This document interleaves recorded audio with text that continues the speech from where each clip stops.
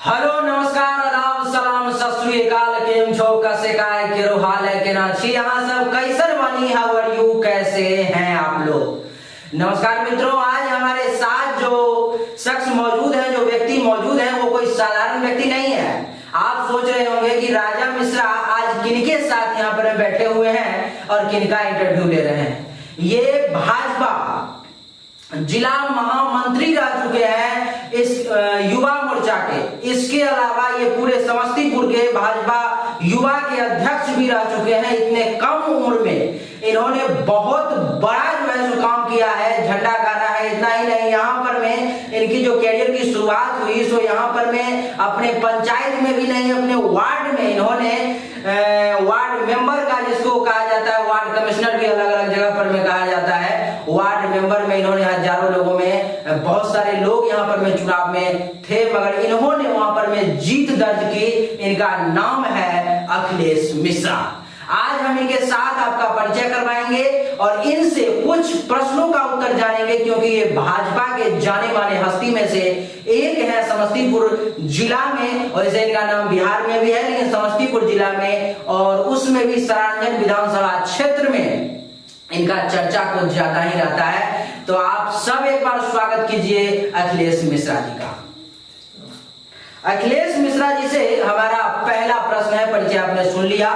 पहला प्रश्न है कि सरांजन विधानसभा क्षेत्र में इस बार किस दल के प्रत्याशी विजय प्राप्त करेंगे, क्योंकि इस बार चुनाव की गहमा गहमी जो है सो बहुत ज्यादा तेज है और ऐसा लग रहा है कि ये जीतेंगे वो जीतेंगे। लेकिन अखिलेश मिश्रा जी को क्या लगता है, क्योंकि ये चुनावी क्षेत्र में हमारे और आपसे ज्यादा अनुभव है इनका, तो अब हम इनसे जानेंगे क्या लगता है आपको, कौन इस बार सरांजन विधानसभा क्षेत्र में विजय हासिल करेंगे।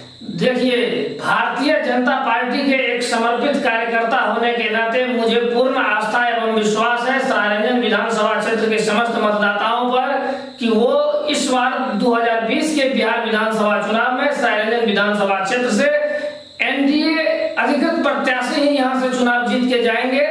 और भारतीय जनता पार्टी के एक समर्पित कार्यकर्ता होने के नाते राष्ट्रीय नेतृत्व का जो फैसला है वह सर्वमान्य है और पार्टी द्वारा जो अधिकृत प्रत्याशी घोषित किया जाएगा वो निश्चित रूप से यहाँ से विजयी घोषित होंगे। बहुत ज्यादा इनका कॉन्फिडेंस है, आपको निश्चित रूप से लगता है कि वो विजय हासिल करेंगे भारतीय जनता पार्टी के लोग। भारतीय जनता पार्टी समर्थित उम्मीदवार जो भी सरायरंजन विधानसभा क्षेत्र से आएंगे उनकी जीत यहाँ सुनिश्चित है, इसमें कहीं कोई दुमत राय नहीं है, क्योंकि सरायरंजन विधानसभा क्षेत्र समाजवादियों का क्षेत्र रहा है। यहाँ से जो भी विधायक चुन के जाते हैं उनका बिहार में अपना एक अलग पहचान बन जाता है, उनका एक अलग हस्ती बन जाता है। इसलिए सरायरंजन विधानसभा क्षेत्र समाजवादियों के क्षेत्र होने के कारण यहाँ एनडीए की जीत सुनिश्चित है। इन्होंने सही में बहुत बड़ी बात कही, क्योंकि अभी तत्कालीन में जो है सो विजय चौधरी यहाँ पर के विधायक हैं और वो अभी अध्यक्ष हैं वहां पर विधानसभा में। नहीं जी जी जी, जो भी व्यक्ति यहाँ से जीता आज तक, इनका कहना है वो कुछ ना कुछ बड़ा पद वहां पर में उन्होंने हासिल किया। इससे पहले भी विजय बाबू क्या थे, जल संसाधन मंत्री थे। दूसरा प्रश्न जो है हमारा इनसे कि विजय चौधरी अभी तत्कालिक में यहाँ पर में विधायक हैं, क्या आप उनके कार्य क्षेत्र से, क्या आप उनके किए गए कार्यों से, कामों से सहमत हैं, आप संतुष्ट हैं? क्या लगता है आपको, उन्होंने काम किया है यहाँ पर में या नहीं काम किया है उन्होंने? आपके इस प्रश्न का हम दलगत राजनीति से ऊपर उठकर बताना चाहते हैं कि विजय कुमार चौधरी जी अपने क्षेत्र में विकास का कार्य बहुत अच्छा किए हैं। और जहां तक मेरा अपना मानना है कि उनमें सबसे बड़ी कमी यह थी कि वह लोकल पॉलिटिक्स में हस्तक्षेप कर देते थे, जो दुर्भाग्यपूर्ण है। भारतीय जनता पार्टी के कुछ कार्यकर्ताओं के साथ भेदभाव भी किया जाता था, वह भी दुर्भाग्यपूर्ण है। लेकिन भारतीय जनता पार्टी के राष्ट्रीय नेतृत्व के आदेशानुसार हम लोग सभी एकजुट होकर एनडीए प्रत्याशी को ही विजयी बनाएंगे। विजय कुमार चौधरी जी के काम से हम पूर्ण संतुष्ट हैं, लेकिन लोकल पॉलिटिक्स में हस्तक्षेप के कारण भाजपा युवा मोर्चा के कुछ कार्यकर्ता उनसे नाराज चल रहे हैं और मुझे पूरा आशा है कि चुनाव आते आते सभी एकजुट हो जाएंगे। आपके प्रश्न के उत्तर से मैं संतुष्ट नहीं हूं, क्योंकि यहाँ की जो पब्लिक है तो इस बार विजय चौधरी से संतुष्ट नहीं है। हर जगह जहां भी हम लोग रिपोर्टिंग करने के लिए जाते हैं वहां पर में लोगों का कहना होता है कि विजय बाबू वहां पर में तो उच्च पद पर में है, लेकिन क्षेत्र में उन्होंने कोई बढ़िया काम नहीं किया है। इतने बड़े पोस्ट पर में होने के बावजूद भी अपने सरांजन विधानसभा क्षेत्र के जो लोग हैं उनसे संतुष्ट नहीं है इस बार। देखिए, मैं आपकी बातों को मानता हूं कि विजय कुमार चौधरी जी अपने दल विशेष के लोगों को ही फायदा पहुंचा है, इसमें कहीं कोई दो मत राय नहीं है, मैं ये मानता हूं। लेकिन जहां तक विकास की बात है, सड़क हो, पानी हो, बिजली हो या इंजीनियरिंग कॉलेज हो, इसमें उन्होंने अहम योगदान दिया है, इसमें कहीं कोई संशय नहीं है। और रही बात विजय कुमार चौधरी का इस चुनाव में, तो वो आसानी से चुनाव जीत जाएंगे, बशर्ते उनको भाजपा युवा मोर्चा और भाजपा मेन विंग के विश्वास को जीतना होगा। यदि वह विश्वास जीत जाते हैं तो वह चुनाव जीत जाएंगे, इसमें कहीं कोई संशय नहीं है। चलिए, भगवान करे आपकी बात सच हो और विजय चौधरी इस बार फिर से चुनाव में जीते। और क्योंकि वो आने वाले समय में बिहार के मुख्यमंत्री के चेहरा भी, मुझे ऐसा लग रहा है, ये मेरा पर्सनली राय है, मुख्यमंत्री का चेहरा भी है, बाकी वो बने ना बने। अच्छा, इसमें आपका तो कहना सरायरंजन विधानसभा की बात हुई, लेकिन पूरे बिहार में इस बार क्या लग रहा है आपको, किस दल की सरकार बनेगी? कौन सी पार्टी है जो अपना सरकार एनडीए बनाएगी, या दो पार्टी मिल करके बनाएगी, तीन पार्टी मिल करके बनाएगी, या कोई सिंगल पार्टी ऐसा है जो सरकार बनाने में सक्षम है बिहार में? देखिए, भारतीय जनता पार्टी देश में जघन्य मामलों से लेकर जितने भी मामले थे, चाहे वो धारा 370 हो, 3 तलाक का मुद्दा हो, या राम मंदिर का निर्माण हो, भारतीय जनता पार्टी ने बहुत ही सरल तरीके से सभी समस्याओं का समाधान किया है, किसानों के हित में कार्य किया है। इसलिए भारतीय जनता पार्टी समर्थित गठबंधन, मुझे पूरा विश्वास है कि बिहार में अपने दम पे सरकार बनाएगी, इसमें कहीं कोई संशय नहीं है, कहीं कोई लॉन्ग लिफाफ नहीं है। भारतीय जनता पार्टी की गठबंधन की सरकार बिहार में फिर से बनने जा रही है, इसमें कहीं कोई संशय नहीं है। कहीं ऐसा तो नहीं कि नीतीश जी फिर से किसी दूसरे पार्टी के साथ मिलकर के सरकार बना ले और भारतीय जनता पार्टी को छांट दें? ये उनका धर्म और कर्म जाने। भारतीय जनता पार्टी का कार्यकर्ता जिसको भी हेल्प करता है, दिल से करता है, यह उन पे डिपेंड करता है कि वह आगे क्या करेंगे। भारतीय जनता पार्टी के कार्यकर्ता के डीएनए में कहीं खराबी नहीं है। भारतीय जनता पार्टी का कार्यकर्ता जिसे भी मदद करता है, दिलो जान से करता है। लेकिन अभी तक जो विधानसभा का चुनाव हुआ है, पहले भी बिहार में, उसमें बीजेपी जो है सो अच्छा प्रदर्शन नहीं कर पाई है, बहुत बेहतर प्रदर्शन नहीं हुआ जिससे वो चुनाव में अच्छा प्रदर्शन करके अपना सरकार बना सके। अभी तक ऐसा देखने को आज तक नहीं मिला कभी। देखिए, 2015 से पूर्व के बिहार विधानसभा चुनाव में भारतीय जनता पार्टी 91 सीटों पर जीतकर ऐतिहासिक जीत दर्ज किए थे। उस समय भारतीय जनता पार्टी और जेडीयू गठबंधन 2/3 बहुमत लाया था। मुझे पूरा आशा एवं विश्वास है कि भारतीय जनता पार्टी समर्थित सरकार इस बार बिहार में बनेगी, वो भी 2/3 बहुमत के साथ बनेगी, इसमें कहीं कोई संशय नहीं है। वाह, चलिए, भगवान करे आपकी बात सच हो और बिहार में भारतीय जनता पार्टी की सरकार बने। अच्छा, हमारा अगला प्रश्न जो है आपसे ये है कि आपके एक मित्र हैं गुंजन मिश्रा, ऐसा सुनने में आ रहा है कि वो भी इस बार चुनावी दल में आ रहे हैं, चुनाव में अपना खूब जोर लगा रहे हैं। क्या लग रहा है आपको उनके बारे में, उनका भविष्य क्या कहता है? वो इस बार जीत हासिल करेंगे या नहीं, चुनाव में अच्छा प्रदर्शन करेंगे या नहीं, आपको क्या लगता है? किसी भी लोकतांत्रिक पार्टी में जो कार्यकर्ता कार्य करते हैं, उन्हें पार्टी से टिकट लेने का पूर्ण अधिकार है। गुंजन मिश्रा हमारे सम्माननीय भाजपा युवा मोर्चा के जिला अध्यक्ष रह चुके हैं, जिला उपाध्यक्ष भी रह चुके हैं युवा मोर्चा का, और मेरे एक अच्छे मित्र भी हैं। मेरा अपना मानना है कि वह दल से ही चुनाव लड़ेंगे। यदि दलगत राजनीति से ऊपर उठकर वह आते हैं मैदान में, तो इस पर पुनर्विचार किया जाएगा। लेकिन हम लोग गठबंधन धर्म के पालन करने में कहीं से कोई कोताही नहीं बरतेंगे। गठबंधन धर्म का पालन करना, बिहार के विकास में हम लोग खून की घूंट पीकर भी गठबंधन धर्म का पालन करेंगे। लेकिन ऐसा तो नहीं लगता है, क्योंकि विजय चौधरी को छोड़ करके गुंजन मिश्रा को आपकी पार्टी टिकट देगी, ये तो संभव नहीं है, किसी भी हालत में नहीं देगी।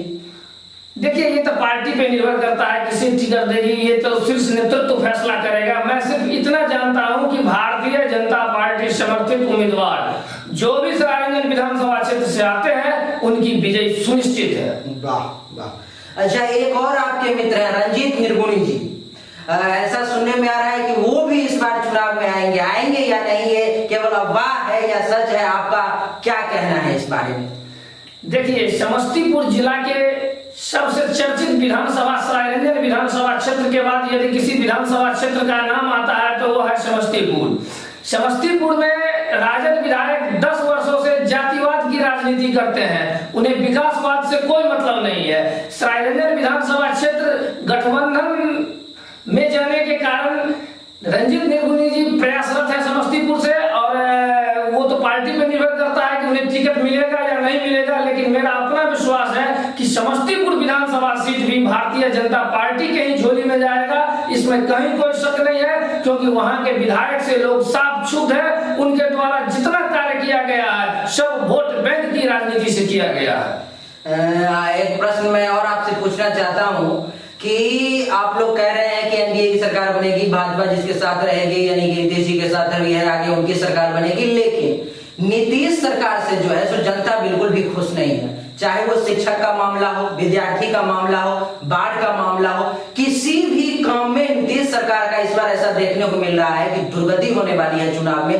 पब्लिक उनसे बिल्कुल खुश नहीं है, वोट तो उनको बहुत ही कम प्राप्त होगा इस बार। आपको क्या लगता है इस बारे में? बिहार के विकास में बिहार कैसे आगे बढ़े, इस पे भारतीय जनता पार्टी खून की घूंट पीकर भी जदयू का समर्थन कर रही है और आगे भी करेगा।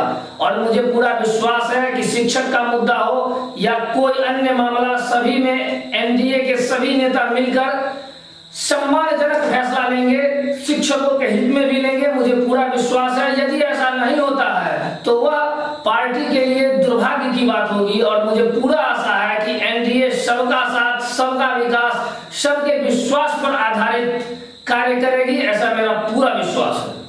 आपको मैं एक कहानी बताता हूँ, शायद आपको जानकारी होगा ही। अभी जो शिक्षकों का जो यहाँ पर में ये रैली हुआ था और अनशन जो उन लोगों ने किया था आज से 4-5 महीने पहले, उसमें लगभग 80-89 शिक्षक की जान चली गई उस अनशन में। नीतीश सरकार के द्वारा ऊपर में लाठीचार्ज किया गया, पानी वगैरह, आंसू गैस वगैरह क्या क्या का प्रयोग किया गया और अभी तक वहां पर में उन्होंने कोई एक्शन नहीं लिया। उन्होंने कुछ परसेंटेज बढ़ाने की बात की, लेकिन कब? अप्रैल के बाद, यानी कि अगर वो चुनाव में जीतते हैं तब शिक्षकों को वो पैसा बढ़ाया जाएगा, नहीं तो उनकी सरकार अगर नहीं बनी तो वो बात भी खत्म हुई। क्या उनका ऐसा करना उचित है शिक्षकों के साथ? देखिए, शिक्षक जो होता है वह हमारे आने वाले समाज में बच्चों के भविष्य का विधाता होता है, इसलिए शिक्षकों के मान सम्मान के साथ समझौता नहीं होना चाहिए। शिक्षकों के मान सम्मान को देखते हुए उचित वेतनमान मिलनी चाहिए, इसमें कहीं कोई शक नहीं है। समान काम समान वेतन का हम भी सपोर्ट करते हैं, लेकिन बिहार में संसाधनों की कमी है, इस पे भी विचार किया जा रहा है। और मुझे पूरा आशा है कि एनडीए सरकार शिक्षकों के हित में फैसला लेगी और आने वाली जब हमारी सरकार फिर से बन के आती है तो शिक्षकों को उचित सम्मान मिलेगा। आप देख सकते हैं कि 1500 रुपया से जब लालू प्रसाद जी के आरजेडी के शासन काल में जब इसका बहाली किया गया और आज लगभग 28,000 रुपए तक पहुंच चुका है। और मुझे आगे भी विश्वास है कि समान वेतनमान लागू करेंगे, ऐसा मेरा विश्वास है। चलिए, बहुत अच्छी बात है। अच्छा, एक प्रश्न, हमारा अंतिम प्रश्न है आपसे कि सुनने में आ रहा है कि आप भी इस बार जो है जो चुनावी क्षेत्र में आ रहे हैं, अपना बिगुल बजाने वाले हैं और चुनाव लड़ने की भी बात कहीं कहीं से सुनने में आ रही है। आपका क्या कहना है, बिल्कुल जनता के सामने जो है उसको क्लियर कीजिए। देखिए, चुनाव लड़ना और एमएलए एमपी बनना ये प्रत्येक कार्यकर्ता का इच्छा होता है। हर व्यक्ति चाहता है कि हम एमपी एमएलए बने, लेकिन अभी हम उस स्थिति में नहीं है कि बिहार विधानसभा का चुनाव लड़कर हम विजयी होकर चले जाएंगे। सरायरंजन विधानसभा सीट इस बार गठबंधन को मिला है, इसलिए मेरा कहीं से भी चुनाव लड़ने का कोई प्रश्न ही नहीं है। हाँ, लेकिन पार्टी मुझे 2025 में यदि मौका देती है तो मैं निश्चित रूप से तन मन धन के साथ चुनाव लड़ूंगा और विजय भी प्राप्त करूंगा। अंत में मैं सिर्फ इतना कहना चाहता हूं कि सब सरकार टूट जाएगी भले, मगर एनडीए सरकार न टूटने वाला है। स्वेच्छा से आकर जो मिलता है एनडीए सरकार सबका स्वागत करने वाला है। चलिए, बहुत बहुत धन्यवाद। आप लोग अभी सुन रहे थे अखिलेश मिश्रा को, जो भाजपा युवा मोर्चा के अध्यक्ष थे, महामंत्री भी रह चुके हैं, अभी सदस्य हैं। और इन्होंने इतने बहुत कम दिनों में, ज्यादा दिन इनको कितने दिन हो गए आपको भाजपा जुड़े हुए? हम 2013 में भारतीय जनता पार्टी की प्राथमिक सदस्यता लिए और लेते ही हम समस्तीपुर भाजपा युवा मोर्चा के जिला महामंत्री बने, उसके बाद कमल क्लब प्रकोष्ठ के जिला अध्यक्ष बने और सक्रिय सदस्य के रूप में हम अभी भी कार्यरत हैं। और मुझे पूरा विश्वास है कि मैं आजीवन भारतीय जनता पार्टी का ही कार्यकर्ता बन के रहूंगा। अभी 7 साल मात्र हुए हैं, इन्होंने सदस्यता ली और इनके छवि को केवल देखते हुए भारतीय जनता पार्टी के युवा मोर्चा का इनको महामंत्री बना दिया गया, कमल क्लब का इनको अध्यक्ष बना दिया गया और अभी भी ये तन मन और धन से भारतीय जनता पार्टी के लिए हम लोग इनको देखते हैं कि हर वक्त लगे रहते हैं। और उम्मीद करता हूं कि ऐसे ही ईमानदारी के साथ ये भारतीय जनता पार्टी का और प्लस में अपने देश की जनता का सेवा करते रहें। और उम्मीद करता हूं कि आप लोगों को ये वीडियो पसंद आया होगा। अगर पसंद आया तो आप सभी का एक बार फिर से बहुत बहुत धन्यवाद। अखिलेश मिश्रा को विदा कीजिए एक बार जोरदार तालियों के साथ। जय श्री राम।